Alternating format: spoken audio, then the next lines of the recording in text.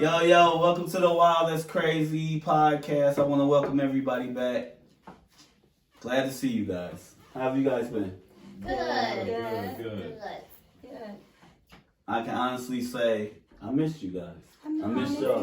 We just did conversation, gathering. I enjoy my Sundays with y'all. Yeah, I do do too. down before the beginning of the week. Yeah. It's still weird. I still be about to ride downtown and shit. Really? Yeah. No, like, because I'm used to the way I drive every Mm-hmm. Sunday. Habits. Yeah, I got used to it. Aww. Yeah. It's Sunday, fun day. Yeah. Good day. As long as good I'm vibes. still seeing you guys and we putting in this work. Yeah. We're still here, guys. Yeah. So how was your week, James? My week was fine. I worked a lot this week. And I still been doing that gym shit like crazy and, just working. I did like 3 doubles in a row this week. So I've been working, trying to take care of a lot of little shit I gotta take care of. What about yours? It was tiresome. I don't know. I'm tired. So tired of doing this the week. I don't know. It's so weird because my shifts are good, but I think maybe my body's still not used to working like I work now. Like I'm not used to a set schedule. Before working while I was working, I was always late. For one, I think corporate knew I was gonna be late every time they see Oh, my you name. be running late? All the You time. late all the time? All the time. But to my new job, I'm always on time. I get up 2 hours early, and it's like a chill, relaxed place. Like I really don't be having a lot to do. So by the time I get home, I be sleepy. How was your week? Good, I'm happy. What you supposed to Girl. giddy about? I like that. Why That's not? good. I don't want to be put on spot. No, I'm just happy. I'm happy. I don't know. I feel like I think things are coming into fruition for me. Like, I believe in a higher power. I'm a very spiritual person. I'm not religious. I'm spiritual. So that means you live your life how you want. But for me, I'm very in tune with God and my relationship with Him. So I pray. And when I pray, I always pray for what I want. It just feels like for so long, I'm like, when is I'm going to get these answers? But it seems like things are just happening. I'm just happy. I'm in a good place. That's a good yeah. thing. That's a good Thank thing. you. I am. I deserve it. Yes, I do, Lord. I'm I'm good happy and for you. I mean, I always say, I've always been that person making sure everybody else good. Now I feel like it's time for me to receive my blessings, you know? And I'm going to see her receive every last one. Yes. With open arms. Yes, with open arms. Oh, no. How was your week, my man? Right. Tiresome. I'm with Misha on that. It's a very tired weekend. So, Yeah. but what can you do? It don't make sense to complain about it. You just gotta keep it That's what I learned. You just gotta find a way Find a way. and be positive. Yeah. Because that pity party, I've done that in life, and that's not the best solution. That pity Like, party you just you gotta get. figure it out, work it out, get together, make a plan with the people that's close to you, and just do what you gotta do. Yeah, just focus on people. Like I always said, focus on you. Be there for those who are there for you. And it's okay to extend open arms to people that may not always be there. New people, good people, but just make sure you're generating your time with those who are genuine and that are exchanging that same energy. That's all. Is it bad that my friend called me? I'm in a place where if you're gonna complain about it, fix it. If you ain't gonna fix it, don't start complaining. Yeah. So she called me and she was getting ready to complain. And I said, girl, I'm gonna call you back because I really don't want to hear it. Like, is that me? No, it's not. You just don't have the No. mental space to. I No. know. It's all the time. It's like, I can't do this today. I can't. I don't have the energy. I did not have the brain capacity. I didn't have the mental stability. None of it to deal with it. Your mental health is important. Yes. Sometimes people don't understand that you have given them all you can give them, and it's a cutoff period. And it's okay because you don't feel bad because you have to make sure you're okay. No, don't, because she needs to back to praying, or even go see a therapist. There are clinically trained, degree, board certified therapists out here with open arms. Like, come see me. Like, I don't know why people don't use those resources. Like, everybody going through something. I don't care if it's just not even the pandemic. Life is everybody going through something. Yeah, You can't life just is always stressful, unload on somebody. So don't feel bad. You just have the mental capacity for her, and that's okay. that makes sense. People are mad at me right now at this very second because I don't answer because I'm not there. But I have to focus on me. I can't always be somebody's shoulder to lean on or a support system. I need support. You know, strong people we need help more than because we're carrying so much. So that's why I say it's okay. Like it's boundaries, and when you build those boundaries, she won't be calling you all the time because she'll know that you're not even having it. Yeah, it's okay. But let me put y'all on the spot right quick. This week I just been thinking about a lot about this generation and it going forward. Like I was basically thinking like I want y'all to tell me who are y'all OGs? Who are the people that y'all look to when y'all want to ask questions, that y'all need guidance, the person that y'all respect, the person that you know will hold you accountable. Like I feel like this generation, they lost. They don't have that. And I feel like I've always kept certain people around me that I knew that would tell me certain stuff or hurt my feelings or be honest. Like, who are some of y'all OGs? Misha, who are some people you look to, you respect? It could be 2 years older than you, a year older than you. It could be my same age. It could be your same age. I got a friend, her name is Kiana.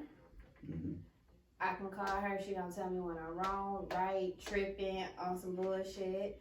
My brothers, especially the one that's right above me, Michael, Dewantu. And y'all, I like y'all listen, because I learn a lot from y'all. Y'all tell me the real.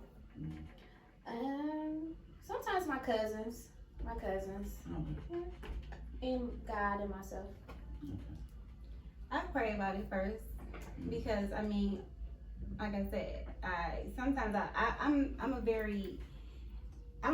feel like bad for putting my burdens on people, so I'll try to. I'm a problem solver, so I'll try to solve it. But if I can't, I talk to my mother, and I make sure I talk to her because she's my mother. She knows me best. She's gonna tell me when I'm wrong. She's gonna check me. She's gonna make me check myself.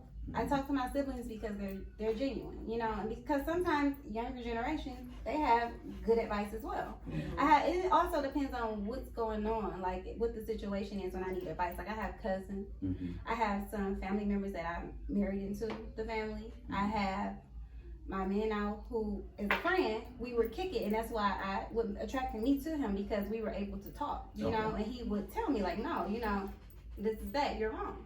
Or you need to just be a little, because I'm so gung-ho, like I'm just the cut-off queen. So when I need advice, I need somebody that's going to be like, no, don't cut them off. Give somebody a chance. So I go to people that are kind of like the opposite of me. Like my mom, she's my calmness when I'm going through a storm. I pray about it. I'm called, like my siblings, they talk to me and I just, maybe not even call them to unload on them, but just like get their energy and just kick it with them. So it's just different, you know, it just depends on the situation. Yeah, it's a variety of people.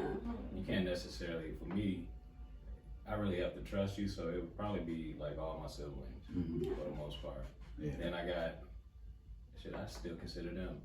I got people that's above me that I consider that I can call at any given point in time to give me advice, give me something that I need. It ain't even advice, because I can be fucked up. Like, I tell you, Sam and I talk. Sam and when we talk, so I'm an asshole. So when I say shit, I'm like, damn, hold on, I said this or something like that, and I'm going, hey yo. So first, let me tell you what happened, and then you tell me if I was wrong. 9 times out of 10, they gonna be like, nigga, you was wrong. But I'm gonna let you tell the story. But the other time is just giving it to me how it is. Like I said, I always talk to my siblings. I always talk to them. I even hit you up. I got a shitload of people. My cousin Mitch, I think I talk to him more than anybody because his and our relationship is different. You know what I mean? It's more. It's hard to explain, but our relationship is different, and everything that I run by him. I run by him for a specific reason. Everybody I run things by for a specific reason, but him, it's a certain reason. It's something that I want to hear. It's something that he's gonna give me. Same thing with my older brother. Hey, it's something that you're gonna give me that I probably wouldn't get from anybody else because I don't think that they know me the way that you two know me. And with me, I guess I got people around the same age, you, Aunt, Darden, You know, I got Tone. You know, I got my aunt. That's like my number one person besides her and my girl, because it's like with them, they know when to say, hey, stop talking, just listen. They know when to say, nah, you bugging. They know when to say, okay.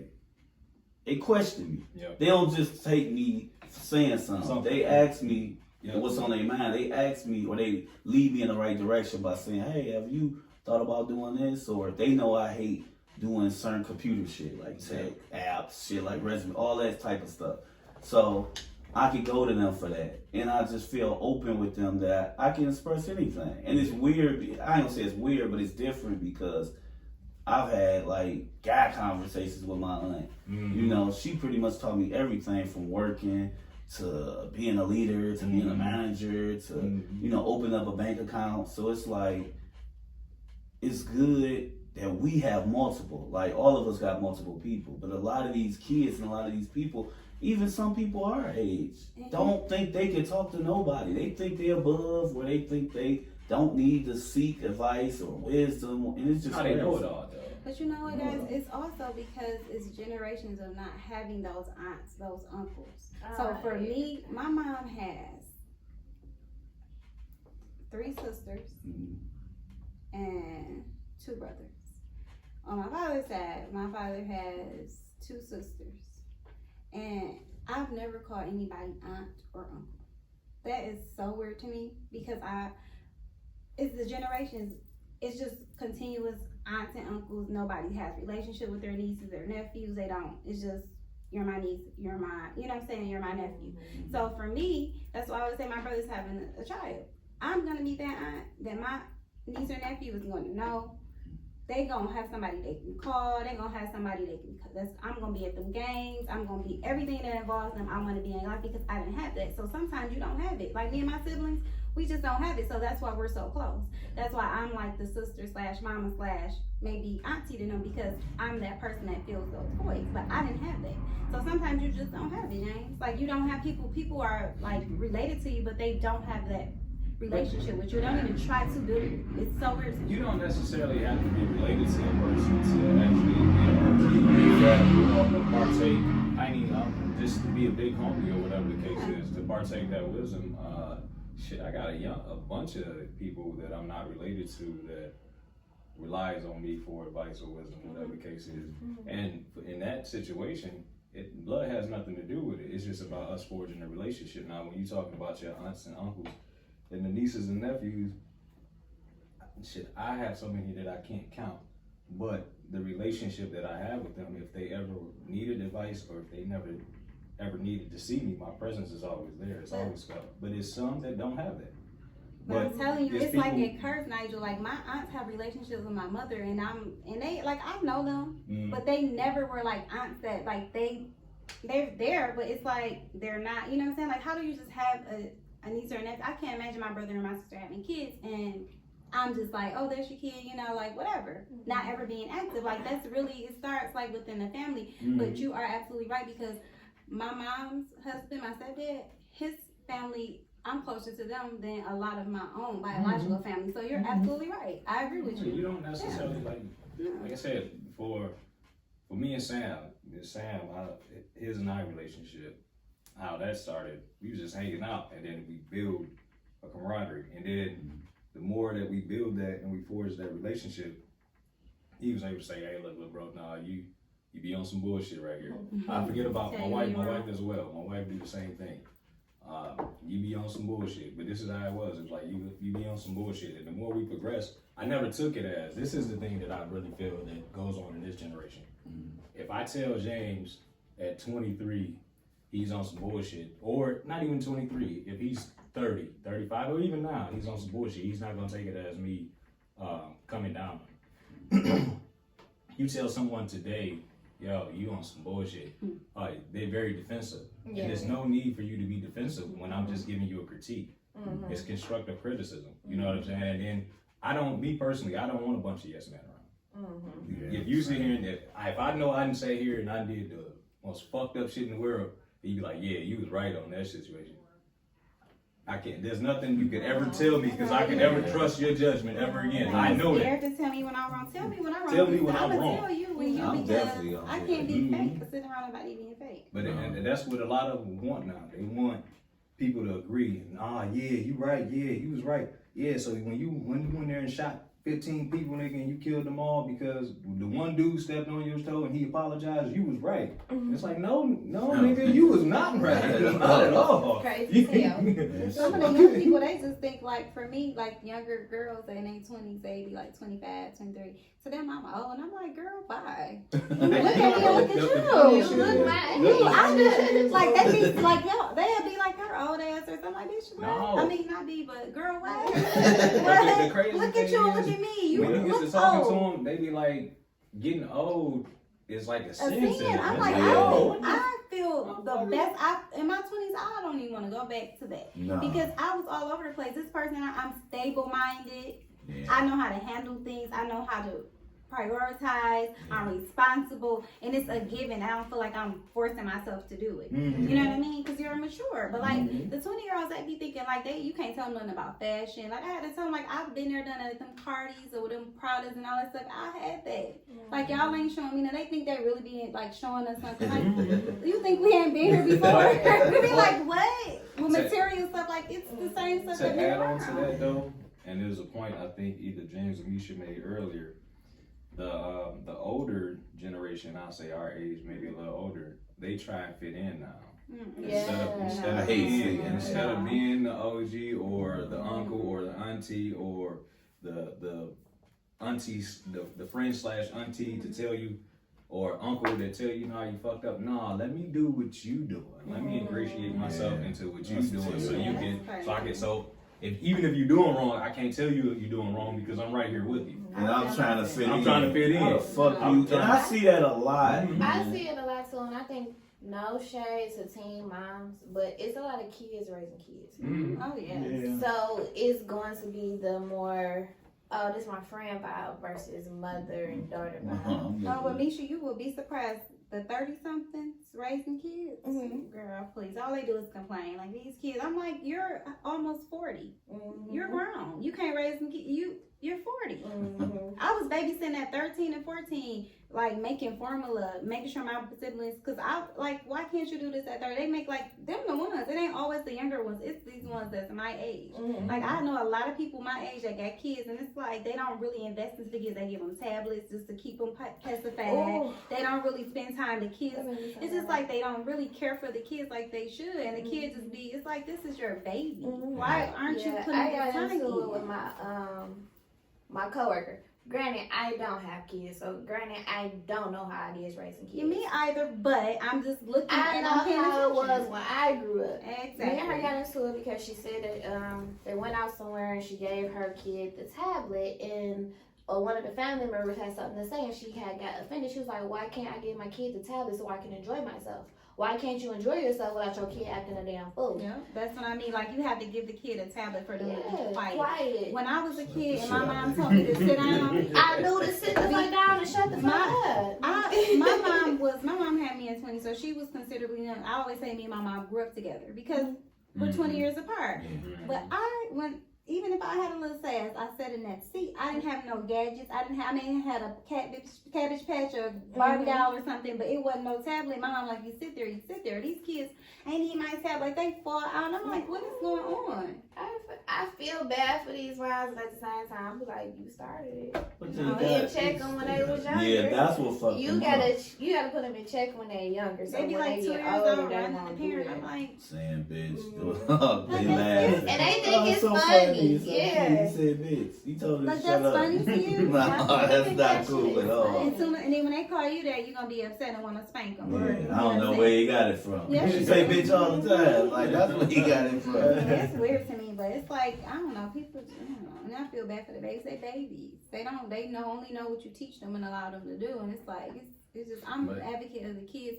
Although I talk stuff, but I like it's just when it comes to kids and animals and elderly people, like that's a soft spot for me. Yeah. But the reason you probably get a lot of kids that don't really know how to be receptive to the constructive criticism is the simple fact that they don't get it at home. And They then don't. I can name like 5 incidents off the top of my head to where the child has been wrong and don't get punished at home, and then when someone else try and punish him, not punish him, but chastise him,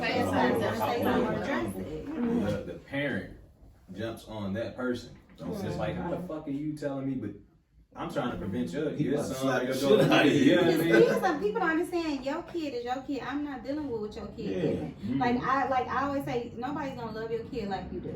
So you have to understand, nobody's dealing with your kid ways they acting out and stuff. That's your child, so you deal with that. But I don't have to do. That's not my child. Like you have to teach your kid when they go out in public, they have to treat people right. And you have to raise kids to be decent human beings. I just let them just run around disrespecting and just spoiling them. Like it's a difference. It's okay to spoil, but it has boundaries and limitations to the spoil. You gotta still make them accountable for the things that they do as little kids, so they'll know how to grow up and coexist with people. That's the most important thing. That teaches you how to deal with people and work with people. You need to Because a lot of them just sensitive. A lot of them is know-it-all. And a lot of them just angry and need a fucking hug. Like I tell my sister, because she's 20, we're 17 years apart. When I talk to her and try to get her advice, I always tell her, like, I'm not trying to run your life. I always start with, like, I'm not trying to run your life, but as your sister, I feel like, what type of person would I be not to tell you? I know you're going to make your decision, but as your sister, this is what you should do. I feel like, you know, I told her, I done been every block you've been in, girl. I done been through the blocks and been and did. Like I tell her,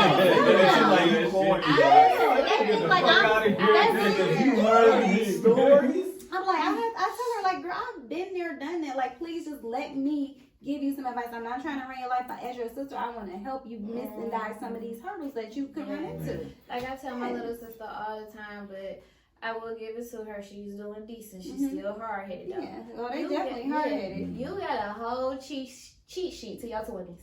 Me, well, I am the living cheat sheet. But they don't want it. They want to make that, and they're gonna have to make their own mistakes. I know this. But some stuff is like, okay. But I can't sit back and watch my sister and my brothers. Like, I have to say something. Like, I'm not a person that's going to sit back. I'm going to tell them, like, and when they wrong, I'm going to tell them they wrong because I love them so much. I just want them to just listen to me. Let me give you this knowledge. I'm just trying to help you. Did y'all listen? I just want to say at the same time. But I didn't have siblings. Like, I was always the oldest. I was 50-50. Most of the stuff, if I know, I looked at your credentials. And it could be sad or whatever, but I looked at what you had, how you carried yourself, and what you were saying. I had to learn on my own. But if you was just that motherfucker that, I'll say 50-50 because how many years before me? I think it's 7 before me. So I had the luxury, and then I have a host of other cousins and so on and so forth. So I had the luxury of actually seeing what worked for you, what worked for you, what worked for you, what failed. You know, so I was able to do the pros and the cons. Not saying that I didn't make my mistakes, because I made a shitload of mistakes, but that comes along the way. But the shit that they prevented me from, jail, drugs, this, that, and the third, the shit that they stirred me away from, get your education, that allowed me to do this, that's the beauty of being able to see what worked for these people and what will work for you, and taking the best and the worst of that and making it into who you are. A lot of people don't know that. So when you have somebody to, it's not, I ain't gonna say idolize, but look up to. You have that template to look up to, and you can say, okay, I don't like this, I don't like that, I don't like this, or I like this and I like that. Because there's really no fucking guideline or no rule book to life. You know what I mean? So you gotta figure this shit out on the fly. You know what I mean? So that's how I became, to me, that's how I became a great father. I took TV motherfuckers that I liked or respected and said, damn, this is how I wanted to be talked to. This is what I wanted. So I always tell people, Uncle Phil, Bill Cosby, sorry for whatever fucking happened, but Bill Cosby. Bill Cosby. No, I'm still saying Bill Cosby. But you're not gonna take away from me a part of my childhood because of what happened. Like, I'm not never taking back what he did. That was vital in my life. With that other shit, don't got nothing to do with us watching the show and us, watching the Cosby Show. What he did was it was bad. Bill Cosby made me want to go to college, dog. I ain't gonna lie. Motherfucker, in a different world was my inspiration to go to school and get an education. That's what that was. So, but my bad, I ain't mean to cut you off. Yeah, you good. He just like those people was just vital in how I wanted to be a father. Yeah. I wanted to be tough and stern. I wanted to be cool. I wanted to be somebody they could talk to, and I want to hear how your life going. Yep. Like I tell my sons, y'all can never be the type of kids that be like, excuse me, y'all never be the type of kids that be like, oh, my dad don't listen. Because the first thing I do every time I'm around y'all is what's going on? How are you doing? No, how are you really doing? Like what's going on with school? What's up with your friends? What you got going on? What type of goals you working on now? What's your grades like? So it's like if I'm constantly doing that and I'm supportive of everything you want to do, whether it's sports, whether it's going to hanging out with friends, whatever it is, I make sure you're straight financially. Anything you need, you got. So it's like I'm putting y'all in a position to be different, and I got that from TV people. Yep. The tough, stern, the love to talk, because I felt like that's one of the things I didn't have, that nurturing thing, that you could be whatever, you could do this. Let me show you how to do this. It was just always the old school approach. Make sure you're doing this. You do this, do your chores, do this. It was never like, what's going on with you? Like, what do you want to do? It was not a question about your well-being. And the mental stuff is so different now. Because you really have to check in on these kids now. I know that now. Yeah. Dealing with a 15-year-old, you really have to, especially girls. Not bad text. I need to. If I can't see you, I need to face. I need to see you. I tell my listeners, I need to hug. I need to get that energy. I need to tap into you because I need to really. I'm here for you. Like you're out. I understand you're young. You're going through. Like with your daughter, she's 15. When I was 15, I was all over the place mentally because that's just what a 15-year-old, you starting to go through the little, the early young womanhood and stuff. So it's like it's a transformation even in your early 20s. Like you're starting to transform into a young lady. So with guys, males, they're going through stuff too. Y'all have y'all stages that y'all go through. Like my brother, I watch him, like life hitting him at about 23, 24. Like he went through a part where he was just stressed out. And I'm like, life is hitting you. You understand it. You a man. This is what you need to be able to provide. You need to be able to, make a way through, navigate through life. So this is a part you have to do mental checks. But I always feel you have to do mental checks with yourself. We always forget to do that with ourselves. And we be helped everybody else. And we're sitting here like, I'm unstable. Unstable, all over the place, tired, mentally, can't sleep, can't eat. It's crazy. I swear, those are everything. I just had, like I said, like we was talking about last time, I just really had to figure out what's the things that can bring me back down. What's the thing that can keep my head clear? And it was all those things I thought of. So I feel everybody need to have those things that bring you back to where you need to be. But thank you guys for watching the Wow That's Crazy podcast. And we're going to keep these episodes coming. Have a good week, guys.